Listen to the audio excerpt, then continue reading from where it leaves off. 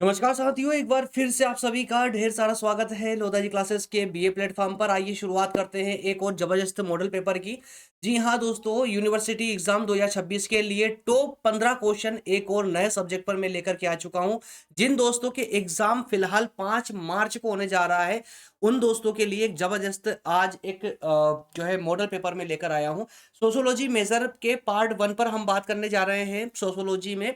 ठीक है ना। तो सोशोलॉजी में भी हम बात करेंगे प्रमुख समाजशास्त्री विचारक वाले जो आपका प्रश्न पत्र है उस पर। क्लियर है। तो आज इस सब्जेक्ट का ना जो है ऐसे क्वेश्चन मैं आपको देने वाला हूं कि एग्जाम में एक भी क्वेश्चन बाहर नहीं जाएगा। जितने भी क्वेश्चन पेपर में एग्जाम में क्वेश्चन बनेंगे आने वाले हैं, आप देखेंगे कि जो आप मॉडल पेपर की तैयारी करके जा रहे हो ना, एक भी प्रश्न इनसे बाहर नहीं जाएगा।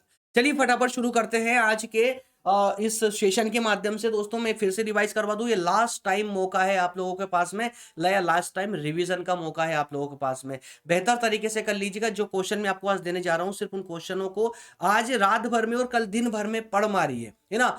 और जितना हो सके उतना रिवीजन लगा लीजिए इन क्वेश्चनों का, क्योंकि यही क्वेश्चन वो है जिनका इंतजार आप लोगों को था वाकई में। चलिए फिलहाल शुरू करते हैं और लेते डायरेक्ट क्लास की ओर ही बढ़ेंगे, कुछ भी नहीं बाकी इसके अलावा। चलिए सबसे पहला क्वेश्चन है आज का। सामाजिक चिंतन का अर्थ स्पष्ट करते हुए प्रमुख विशेषताओं पर प्रकाश डालिए तथा भारतीय परंपरा के विशेष संदर्भ में इसकी समीक्षा कीजिए। अब यहां पर आप लोग एक चीज देख रहे होंगे प्रश्न में, यहां पर कुछ डार्क कलर भी दिख रहा है आप लोगों को, कुछ डार्क कलर भी दिख रहा है और साथ ही साथ में जो है अंडरलाइन भी दिख रही है इन 3 शब्दों पर। तो जो पुराने छात्र हैं वो उनको अच्छे से पता है कि ये क्यों रखा, क्योंकि ये प्रश्न की टर्मोलॉजी है, टर्म है, प्रश्न के कीवर्ड है। प्रश्न में पूछा क्या गया है उसे दर्शाया गया है। और मेरी स्ट्रेटजी यही है कि प्रश्न को जब आप पढ़ें तो प्रश्न पे फोकस होने की अपेक्षा उस प्रश्न के जो कीवर्ड है उन पर फोकस जमा करके रखिए। आप बेहतर तरीके से प्रश्न समझ पाएंगे और जब प्रश्न अच्छे से समझ आएगा तो उसका आंसर भी बहुत बेहतर तरीके से आप लिख पाएंगे। क्लियर है। तो दोस्तों पहला प्रश्न है, नोट डाउन करना चाहते हैं नोट डाउन कर लीजिए वीडियो को पॉज करके। ठीक है ना। चलिए आगे बढ़ते हैं, अगला प्रश्न लेते हैं। प्रश्न नंबर 2 है पुनर्जागरण। ठीक है, रेनेसेंस ये क्या होता है। तो पुनर्जागरण क्या होता है, इसके उदय के कारण क्या है, और मानव जीवन के विभिन्न क्षेत्रों में जैसे कि कला का क्षेत्र, साहित्य क्षेत्र, विज्ञान का या राजनीति का क्षेत्र, तो इन सभी क्षेत्रों पर पुनर्जागरण का प्रभाव क्या पड़ा है, उस प्रभाव को आपको समीक्षा के रूप में समझाना है। तो यहां पर भी आप लोगों से 3 टर्म पूछी गई है, 3 कीवर्ड है आपके सामने कि पुनर्जागरण का अर्थ क्या होता है, इसके उदय के पीछे कारण क्या थे, पुनर्जागरण आने के पीछे रीजन क्या था, कारण क्या था, और इसके अलावा पुनर्जागरण का प्रभाव क्या पड़ता है। अब यहां पर थोड़ी सी अपनी बुद्धि का प्रयोग करना मेरे दोस्तों। यहां पर मैंने चारों क्षेत्रों को एक साथ रख दिया है। एग्जाम में जरूरी नहीं है कि चारों क्षेत्रों पर प्रभाव आप लोगों से पूछे। हो सकता है आपसे बोल दे कि भाई विज्ञान के क्षेत्र में क्या प्रभाव पड़ा पुनर्जागरण का, समझाइए। तो आपको सिर्फ एक ही क्षेत्र बताना है वहां पर, है ना। अपनी जो है चालाकी दिखाते हुए सारे क्षेत्रों को डालने की आवश्यकता नहीं है। और कभी डालने की जरूरत लगे भी तो इनको बहुत संक्षेप में और जो पूछा गया है उसको विस्तार से। क्लियर। आइए अगला प्रश्न है, औद्योगिक क्रांति क्या होती है, इसके पीछे रीजन क्या थे, कारण क्या थे। प्रश्न नंबर 3 है। और अथवा में क्या बोला गया है, परिभाषा दीजिए और प्रभाव बताइए। तो दोस्त देखिए 4 कीवर्ड यहां पर आपको देखने को मिले। औद्योगिक क्रांति होती क्या है, और औद्योगिक क्रांति के पीछे कारण क्या थे, भाई ये क्रांति क्यों हुई, है ना। इस औद्योगिक क्रांति के अर्थ के साथ परिभाषा दे दीजिए अथवा वाले प्रश्न के अनुसार। और साथ में पूंजीवाद का इस पर क्या प्रभाव पड़ा, औद्योगिक क्रांति एवं पूंजीवाद का प्रभाव बताना है आप लोगों को। तो औद्योगिक क्रांति आई कब, पूंजीवाद के कारण। तो ये दोनों एक दूसरे से आपस में जुड़े हुए हैं, तो दोनों को एक साथ एक्सप्लेन आपको यहाँ करना होगा। इन सभी प्रश्नों के आपको उत्तर निकालना है, चाहे जहां से भी उत्तर निकाल करके लेकर आए। लेकिन जिन दोस्तों को उत्तर नहीं मिलते हैं इसके, आपके पास सोर्सेस कोई अच्छा सोर्स नहीं है, अच्छी सी बुक नहीं है, या कुछ रीजन है, समय नहीं है, कुछ भी मान लीजिए, तो नोट्स में भी आपको प्रोवाइड कर सकता हूं और करूंगा। बस सेशन के लास्ट तक बने रहिएगा, मैं लास्ट में बताने वाला हूं कि इसकी आंसर की कहां से मिलेगी, इसके सभी आंसर सिस्टमेटिक तरीके से लिखे हुए कहां मिलेंगे। ठीक है। चलिए अगला प्रश्न है, अगस्त काम्टे, इनको समाजशास्त्र का जन्मदाता कहा जाता है, इस कथन की पुष्टि कीजिए। एकदम सिंपल वे में प्रश्न आप लोगों से पूछा गया है। तो अगस्त काम्टे के बारे में आपको सब कुछ पढ़ के जानना है।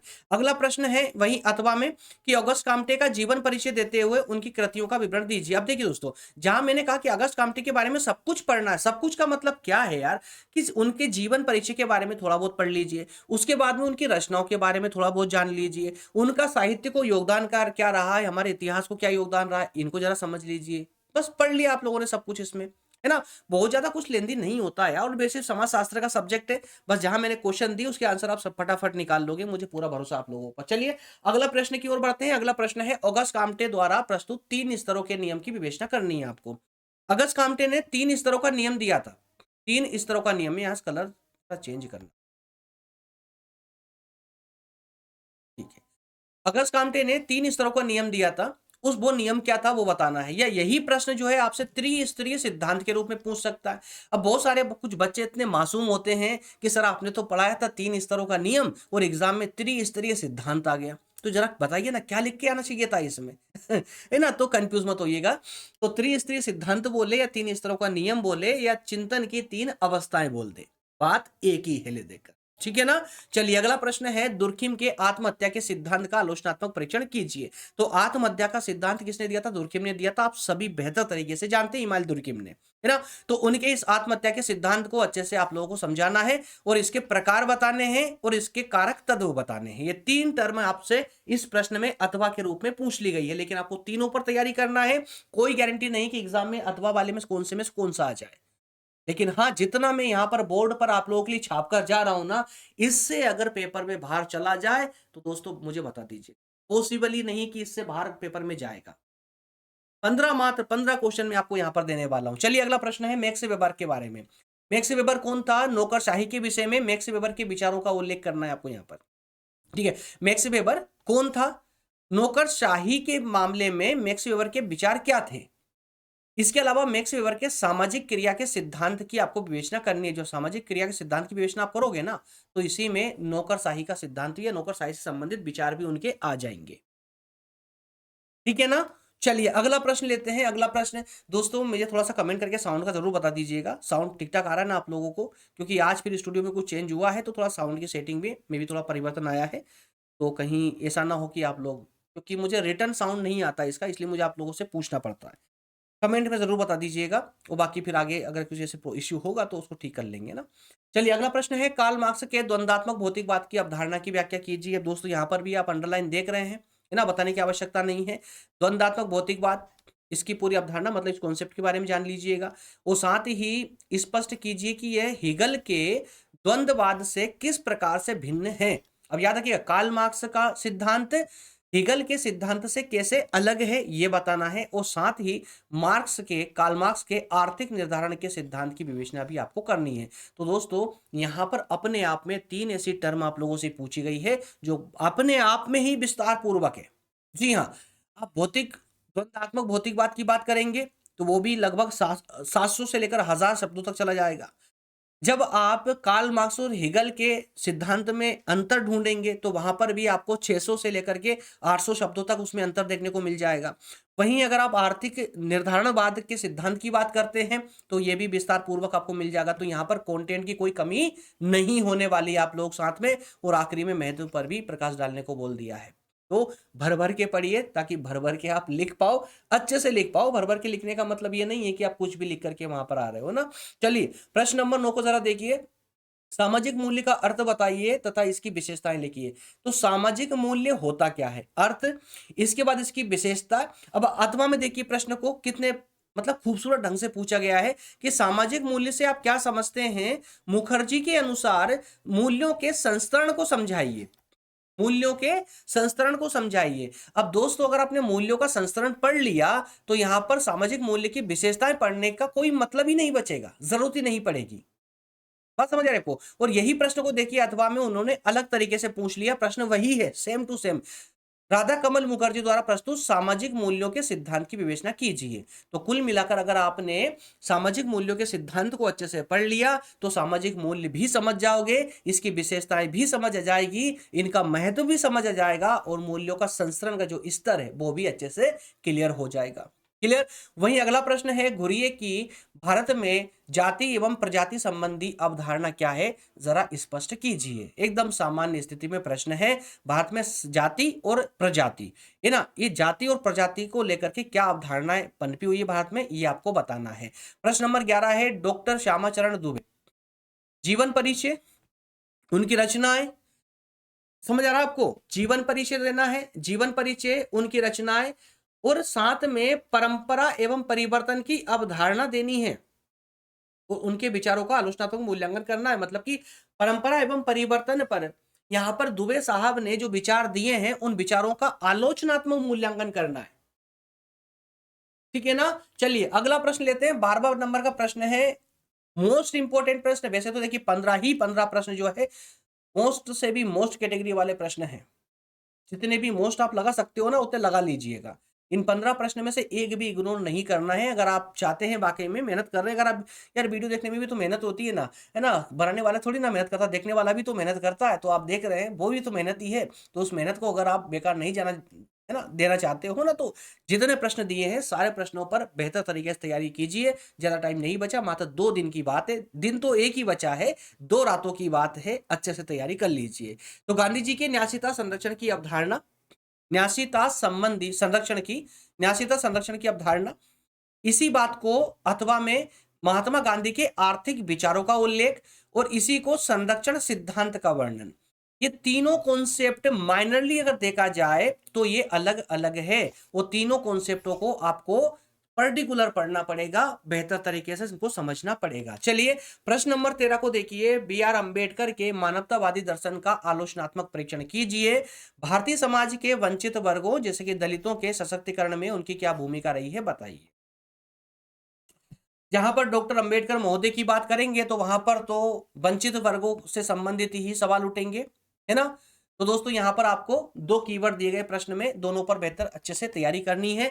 अगला प्रश्न है स्वामी विवेकानंद के संक्षिप्त जीवन वृत्त पर प्रकाश डालिए। उनके आध्यात्मिक राष्ट्रवाद की अवधारणा का आलोचनात्मक परीक्षण कीजिए। तो यहां पर बेसिक कीवर्ड 2 दिए गए हैं, लेकिन बेसिकली कीवर्ड 3 है। कौन कौन से 3 है? एक तो स्वामी विवेकानंद का जीवन परिचय पहला, दूसरा है स्वामी विवेकानंद का आध्यात्मिक राष्ट्रवाद क्या था, वो तीसरा कीवर्ड है यहां पर। वो तीसरा है आध्यात्मिक राष्ट्रवाद पर जो विचार थे स्वामी विवेकानंद के, उनकी आलोचना वाला पोर्शन। ठीक है, उसकी आलोचना भी आप लोगों को करनी है। चलिए आखिरी प्रश्न है दीनदयाल उपाध्याय के एकात्म मानववाद की अवधारणा को समझाइए। तो एकात्म मानववाद की अवधारणा क्या थी, दीनदयाल उपाध्याय ने इसके बारे में क्या कहा, क्या विचार रखे हैं, वो आपको समझाना है। इसी के साथ आपके 15 प्रश्न होते हैं कंप्लीट पूरे। बस ये 15 प्रश्न आप लोगों को बेहतर तरीके से पढ़ के एग्जाम में जाना है दोस्तों। और जब ये 15 प्रश्न आप विस्तार से पढ़ लोगे तो आप खुद देखोगे आपके अंदर जो कॉन्फिडेंस आ जाएगा ना, वो ऐसा कॉन्फिडेंस आएगा कि वो आखिरी पेपर तक इसी हाई लेवल का वोल्टेज आपके अंदर बना रहेगा। लेकिन कभी कभी थोड़ी प्रॉब्लम ये हो जाती है कि सर है ना, कभी कभी अटक जाते, सब कुछ याद होने के बाद भी अटक जाते, वहां पर कमी होती है छोटे छोटे कॉन्सेप्टों को पर पकड़ कमजोर होने वाली। छोटे कॉन्सेप्टों पर भी पकड़ आपको मजबूत, अभी जाना नहीं है, रुकिए जरा, है ना, रुकिए जरा 2-5 मिनट और दीजिए मुझे, कुछ और भी कॉन्सेप्ट क्लियर करने वाला हूं। अभी आगे 10 क्वेश्चन और दे रहा हूं मैं आप लोगों को, है ना, लघु प्रकृति वाले। और वही बात मैं आपको समझा रहा हूं कि छोटे वाले क्वेश्चन क्यों पढ़ना जरूरी है।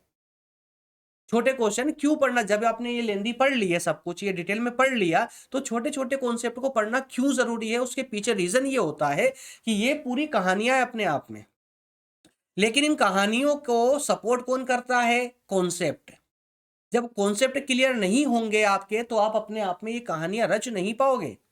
तो पहले क्या जरूरी है? कॉन्सेप्ट क्लियर होना। और वो कॉन्सेप्ट कहां से क्लियर होते हैं दोस्तों? तो लघु उत्तरीय प्रश्नों से क्लियर होते हैं। इसलिए 10 लघु उत्तरीय प्रश्नों को भी थोड़ा सा पढ़ के आप जाइएगा। लाइए मैं कुछ प्रश्न देने का प्रयास करता हूं जिनको आपको मुश्किल से 100-150 शब्दों में लिखना होता है। फ्रांसीसी क्रांति, तो यहां पर भी मैंने जहां पर कीवर्ड है वहां अंडरलाइन किया हुआ है, बहुत ज्यादा समय देने की जरूरत नहीं पड़ेगी। तो पहला प्रश्न है फ्रांसीसी क्रांति क्या होती है, कारण और इसके प्रभाव बताने हैं। दूसरे वाले प्रश्न में सामाजिक न्याय क्या होता है, सशक्तिकरण, है ना, ये सामाजिक न्याय एवं सशक्तिकरण पर अंबेडकर के योगदान क्या रहा इन दोनों पर बताइए। प्रश्न नंबर 3 राष्ट्रीय एकता और एकीकरण, घुरिये के विचार इस पर लिखना है। प्रश्न नंबर 4 इमाइल दुर्किम के यांत्रिक एवं सावयवी एकता के सिद्धांत बताना है। ठीक है, उसके अलावा हर्बर्ट स्पेंसर के सामाजिक उद्विकास और समाज के सावयवी सिद्धांत के बीच में संबंध क्या है यह समझाना है।